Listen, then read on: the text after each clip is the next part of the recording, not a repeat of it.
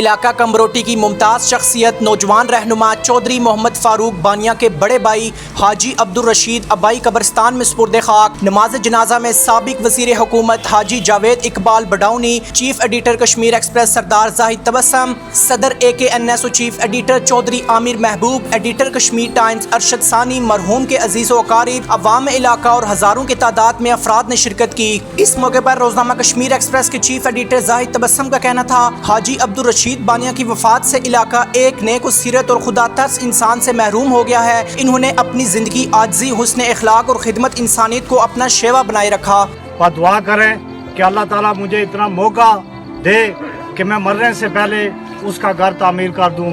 मैं ये समझता हूँ कि हाजी रशीद बानियां साहब वो खुशकिस्मत इंसान हैं कि जिन्होंने तकलीफ़ देखी और मुहर्रम की पहली तारीख को उन्होंने वफात पाई। मैं ये समझता हूँ कि ये इनके ख़ानदान के लिए भी और अहलियान इलाका के लिए भी बड़े एजाज़ की और फ़ख्र की बात होनी चाहिए।